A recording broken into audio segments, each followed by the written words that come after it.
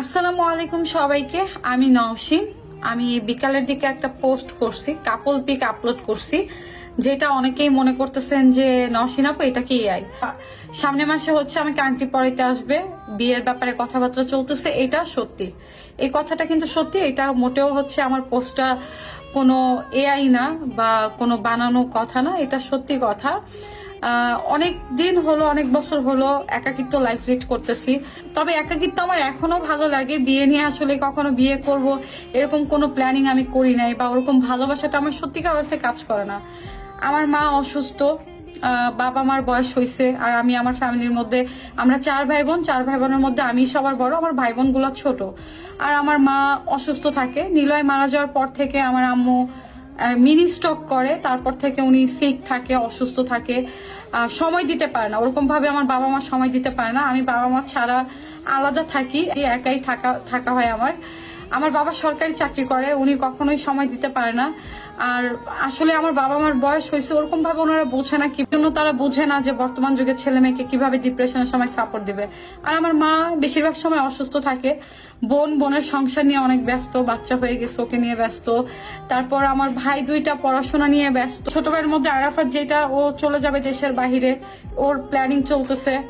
আর ভাই ছোটটা পড়াশোনা করতেছে, ওদের ফিউচার নিয়ে ব্যস্ত। এক কথায় কেউ আমাকে সময় দিতে পারে না। আজকে 4 বছর ধরে ডক্টরের কাছে যাওয়া, বাজার করা, তারপর হচ্ছে এভরিথিং, আমার লাইফে যত কিছু দরকার আমি একাই দৌড়াদৌড়ি করি। আর এই তো একাকিত্ব লাইফ। তো আর একাকিত্ব লাইফটা অনেক কষ্টের। তো বিয়ে বলতে বিয়ে করবো এরকম কখনোই আমি ভাবি নাই। তো মা অনেকবার বলে, সবাই বলে। আর এইভাবে একা থাকলে হয় কি, সমাজের অনেক মানুষ আছে অনেক খারাপ ভাবে প্রস্তাব দেয়। আলহামদুলিল্লাহ আমি কোনো খারাপ কাজে, কখনো কেউ বলতে পারবে না নওশিনকে কোনো খারাপ কাজে দেখছি, খারাপ কোনো কাজে লিপ্ত হয়েছি। যদি কোনো খারাপ কাজে লিপ্ত থাকতাম, আজকে আমার ঢাকায় ফ্ল্যাট থাকতো, গাড়ি থাকতো, বাড়ি থাকতো, আমি অনেক বড়লোক হয়ে যেতে পারতাম। তো আমি খুব সাধারণ একটা মেয়ে, সাধারণভাবে চলাফেরা করি। তো আমি যে পোস্টটা দিছি, ছেলেটা আমার লাইফে সবকিছু জেনে শুনেই আসছে। সে ডিরেক্টলি আমাকে বিয়ের প্রপোজাল দিছে যে তার বাবা মাকে নিয়ে এসে আমাকে বিয়ে করবে। তো আমি একটু সময় নিচ্ছি, আমি বলছি ঠিক আছে। আমি অনেক ভাবছি, বেশ কয়েকদিন ধরে ভাবছি এই ব্যাপারটা নিয়ে। আমি অনেকদিন ভাবছি। আমার বিয়ের প্রপোজাল অনেক জায়গা থেকে আসে, তার মধ্যে ভালো লাগার একটা ব্যাপার আছে। তো ছেলেটা যখন আমাকে বিয়ের প্রপোজাল দিছে ডিরেক্ট যে বিয়ে করব, আমি আপনার দায়িত্ব নিতে চাই, আমি আপনাকে বিয়ে করতে চাই, আমি আপনার সবকিছু জানি, জেনে শুনেই আমি চাই যে আপনার কষ্টের ভাগ নিতে চাই।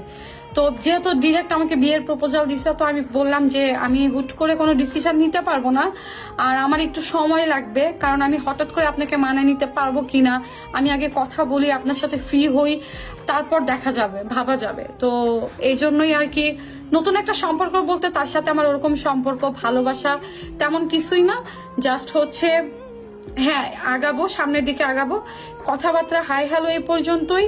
তার ফ্যামিলির সাথে কথা বলাই দিছে, তারা সামনের মাসে আমাকে আংটি পরাতে আসবে। বিয়ের কথা বলছিল, আমি বললাম যে বিয়ের জন্য আমাকে একটু সময় দেওয়া হোক, কারণ এখনো আমি কথা বলতেছি আপনাদের সাথে নার্ভাস। বিয়ের ব্যাপারটা আসলে কি, বিয়ের ব্যাপারটা একটা হুট করে একটা মানুষ লাইফে আসবে, তাকে মানায় নিতে পারবো কিনা আমি জানি না।